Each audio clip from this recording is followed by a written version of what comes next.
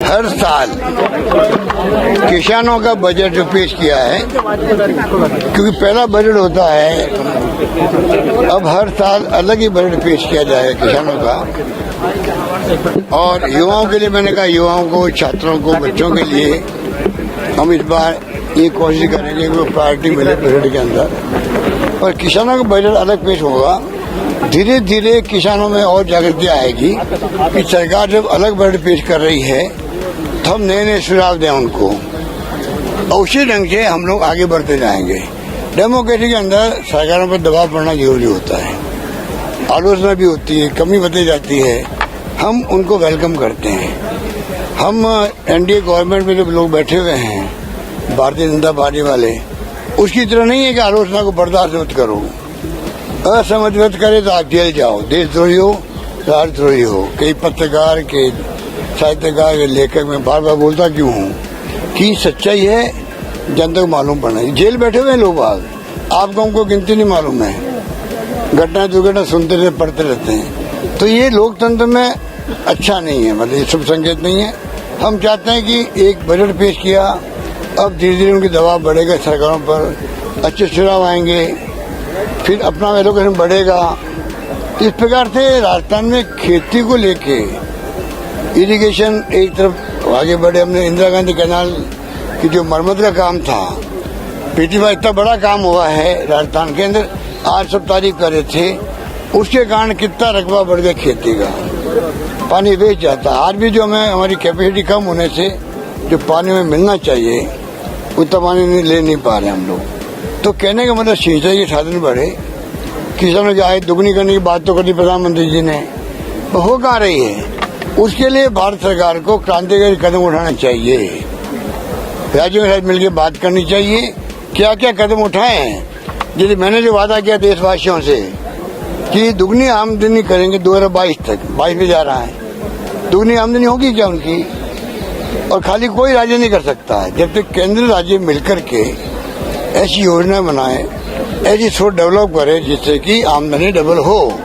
इसमें हम चाहते हैं कि आगे बढ़े हम लोग, जितना कर सकते हैं। तो ये तमाम बातें मीटिंगों में एक से बढ़ के एक सुझाव दिए, सब अनुभवी किसान लोग आए थे, अच्छा लगा हम लोगों ने, हमने उनका स्वागत भी किया। और बाकी जो हमारी फ्लैगशिप प्रोग्राम है, चाहे वो राइट टू हेल्थ है, हम चाहते हैं भारत सरकार, प्रधानमंत्री जी पूरे देशवासियों को स्वास्थ्य का अधिकार दे, दवाएं में पैसा खर्च नहीं हो, इलाज फ्री हो देशवासियों का। हमने शुरुआत कर दी है। हम चाहते हैं कि ऐसी स्कीमें जो है, सोशल सिक्योरिटी है, पेंशन मिलती है 1500 रुपये यहाँ पर भारत सरकार देती 200 रुपये देती उसके अंदर। हम चाहते हैं कि आप पूरे देश के अंदर नीति बनाओ पेंशन की। 21वीं सेंचुरी में आगे हैं, दुनिया के मुल्कों में घर बैठे हुए वीकली पैसा आता है। जो नीडी परिवार होता है, हर आदमी को जिंदा रहने का हक है। मैंने कोरोना में कहा था कोई आदमी भूखा नहीं सोए।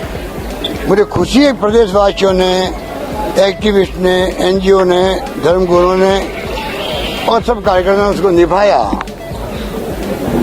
तो जो आज मैं कह रहा हूँ कि सुप्रीम कोर्ट ने कहा अभी 4 दिन पहले भारत सरकार को, कोई भूखा नहीं सोना चाहिए। जो बात हमने कही वही वर्ड काम लिए, सुप्रीम कोर्ट ने काम लिए। इसके माने क्या है, सुप्रीम कोर्ट चाहता है देश के अंदर कोई भूखा नहीं सोए, उसके लिए आपको सोशल सिक्योरिटी की आवश्यकता है। तो जमाना बदल गया, अब आपको चाहिए, एक मजदूर भी मजदूरी करता थक जाता है, उसका सही साथ नहीं देता, वो क्या काम करे। तो कम से कम सरकार को चाहिए कि उसको वीकली पैसा मिले, पेंशन अच्छी मिले, उसको 100 माह जी सके, वो जिंदगी निकाल सके बच्ची बुढ़ापे के अंदर। इसीलिए ओपीएस लागू हमने किया। ओपीएस की मांग किसी ने नहीं करी, हमने लागू किया उसको।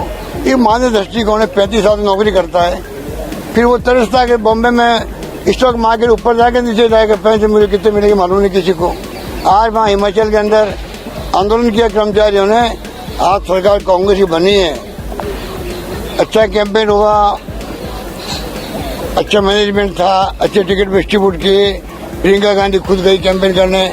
पर साथ में जो ओपीएस था, ओपीएस की बहुत बड़ी भूमिका थी वहाँ चुनाव जिताने के अंदर। तो मैं ये कहना चाहूँगा प्रधानमंत्री महोदय को, मोदी जी वो कुछ काम ऐसे हैं जो राज्य सरकारें उसके अंदर मिलकर कर सकती है।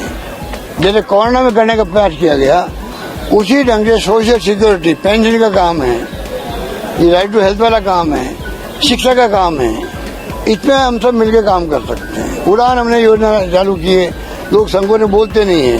तो गांव की महिला घूंघट के अंदर रहती है, इन्फेक्शन होते हैं उनके, बांझ हो जाती है, बच्चा पैदा नहीं होता है, बीमारी कैंसर हो जाता है उनको, बोलती नहीं, वो घर में संकोच होता है सदियों से। राहुल जी, अब वो टाइम छोड़ो उसका, अब टाइम आ गया कि आप, एक पत्रकार मुझे कहा, मेरी बेटी मुझे कहती है पापा जब आप आओ तो नैपकिन लेके आना, कुछ संकोच की बात नहीं रही। हमने 12 नैपकिन प्रति माह दे रहे हैं हम लोग महिलाओं के लिए, सभी को, सभी प्रदेशवासियों महिलाओं को। तो ये बहुत बड़ा क्रांतिकारी कदम वो भी है। अब पब्लिक को चाहिए कि वो कम से कम हमारी योजनाओं का लाभ उस गरीब तक पहुंचाए, जिस गरीब को मालूम नहीं होता कि योजना है क्या।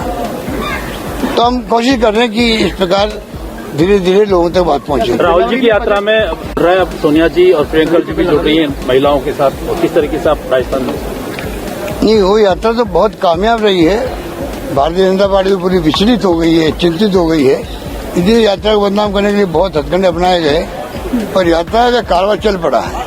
और मांग क्या, महंगाई, बेरोजगारी और शांति, सद्भाव, प्यार, मोहब्बत, हिंसा नहीं होनी चाहिए। तो मांग की बातें करें, राहुल गांधी करें, तो उसका तो पूरा कारवां मैं समझता हूँ कि जो लाखों लोग जुड़ रहे हैं